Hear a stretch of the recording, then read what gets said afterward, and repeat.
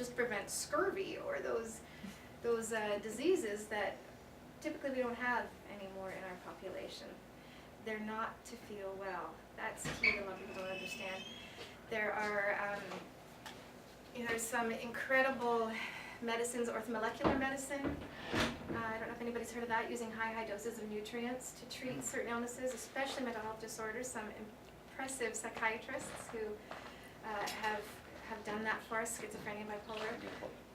And nutrients play a big role in how healthy we feel. These values aren't created to overcome illness or make us feel well. Another quick example, laboratory values. A lot of people hope that when they have blood tests, it's going to tell you what you're looking for. It's a black and white number, and if you're in normal range according to the lab report from this particular company who has an established set of ranges, that you're well. If you fall in that normal range and you still feel awful, well, you've kind of fallen Smart enough. Exactly. Exactly. Refer, or it's in your head, because emotions and mental health is separate from how the body works. These normal values, one consideration that's really interesting is they're age adjusted. So if you are in your 50s and 60s, the numbers are often reflective of what it should be for someone in your age group. But some people say, well, why not aim for a value from somebody who's in their 20s or 30s or feeling well? Why do we have to accept this idea of aging as feeling awful all the time, or less than adequate, less than what we felt like 20 years ago? How much of that is cultural and an inheritance of medicine, and how much of that is necessary? Well, and what I find is that the issue is too then, like, what if a society kind of at large is sick, then the normal isn't necessarily healthy, right? I mean, and that's, for years I'm always kind of arguing when the blood tests come back, and like, where you're low on the edge, but like if my body feels fine there, then what is low for some people might be just fine for me. I mean, it goes either kind of way too, but and if your value tripled for you and you're still in normal range, then it's still kind of a weird thing that's happening. Yeah, in part because it's hard in mainstream medicine to really track a person and their changes, which is why a lot of patients at our clinic, I'm sure a lot of the practitioners that I work with encourage people to keep their own blood test results. Learn what they mean, go through it, keep track of it. It's worth it to have that history. Another big thing with laboratory values, are we testing the right parameter? Vitamin D, for example, that was huge. 35% of Canadians, they say, are deficient in vitamin D, but we have one test, really, for vitamin D that's recommended, and there are over 50 metabolites of vitamin D metabolism in the body. It's a hormone. It does a heck of a lot of things. So if you're outside of normal range, well, what does that really mean? And is it safe to take such high doses, even though a lot of people in integrative medical fields will recommend 10,000 units instead of the 1 or 2 that is more mainstream, for example. And then thyroid, that's a big one for a lot of women. A lot of women who say, I think I have thyroid disease. I am tired, I am cold, I have no energy to do anything, I'm short of breath, I can't sleep properly. They blame it on hormonal transitions a lot of the time. Your TSH value on your blood work, that's fine. But the interesting thing is that number, TSH, on your blood work, the normal range is different depending on what country you live in.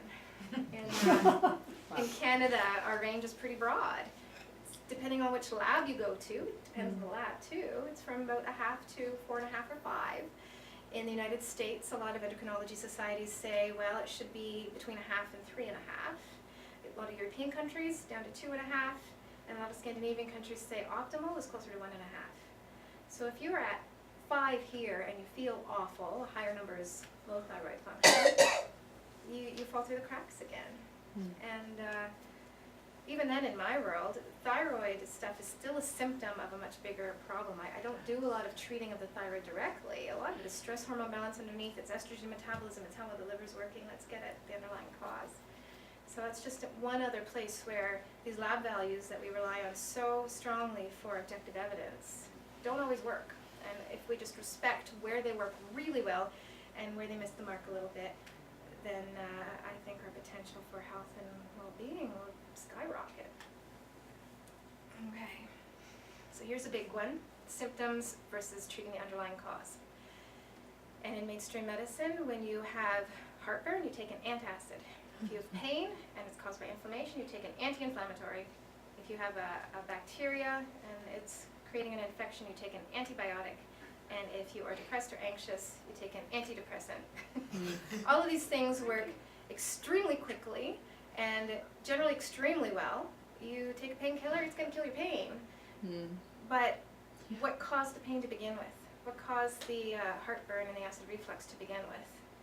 So one of the main underlying differences philosophically between integrative medicines, or all the other medicines out there, and North American or mainstream medicine, is the antagonistic approach to how the body works versus let's see what the body's trying to do and support that physiological process. Let's help the body complete that process to the end so the symptom goes away. This antagonistic approach, even though it works really well and quickly, you're going to be taking that drug or that protocol, be on that protocol theoretically forever for a lot of conditions. It doesn't fix itself because you just keep blocking whatever the body's trying to do. And the body, if you believe that it's a wise system with an intention and a healing capacity, you keep blocking it somewhere, it's going to go somewhere else. And it's going to cause another symptom until you figure out what it's trying to say, what the problem is, and deal with it.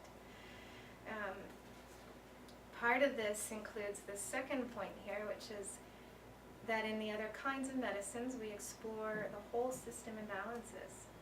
Let's look at, so for example, if you have an infection, do we go after the bacteria? Do we kill the bacteria? This war mentality that let's get rid of the bad guy.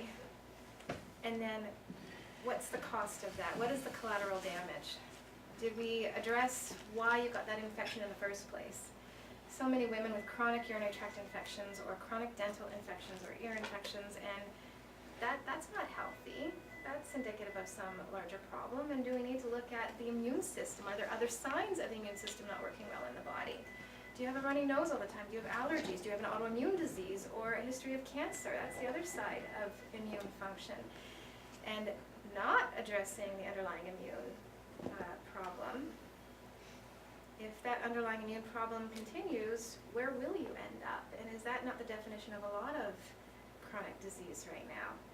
And also important because immune imbalance, for example, that's connected to the gut again, where those good bacteria exist, where your immune function primarily exists. If you have a gut problem, well, now that's linked to not only nutrient deficiencies, it's a little bit more obvious, but serotonin levels. We know the gut makes way more serotonin than the brain, and that's linked to bone health and osteoporosis. So lots of other pieces in the body. The consequences of not addressing the underlying cause and relying on symptom management is substantial. And one of the major reasons why we don't get chronic illness in mainstream medicine. Yeah, maybe we should move on from that. Okay, and this is just simply put, how do you get at the underlying cause? A lot of it is just putting in the good stuff, taking out the bad, and supporting normal functioning. That's really sometimes that simple. Put in the good food. Make sure you know where your food is coming from, not shipped on a truck so far. Avoid the processed stuff, which is all chemical. Take up the bad stuff, the more difficult bad stuff that a lot of us have accumulated, the pesticides, the fat-soluble chemicals, the heavy metals. They bung up the system. We were not made, our bodies are not made to optimally get rid of some of that stuff. So let's get rid of it and get the body functioning well, because if you're going to support how well the body functions, let it do the healing, do the fixing. We don't even sometimes have to make a proper diagnosis or find that label. If you just figure out where in the body things aren't working well and where you're a little bit deficient and you fix that, the domino effect is sometimes quite substantial, and I think will always be beyond total human understanding. I love these medicines in part because it lacks some of the ego in the mainstream. Okay. And real prevention. So in integrative medicine, we often look for changes in function in the body that precede pathology. So one of the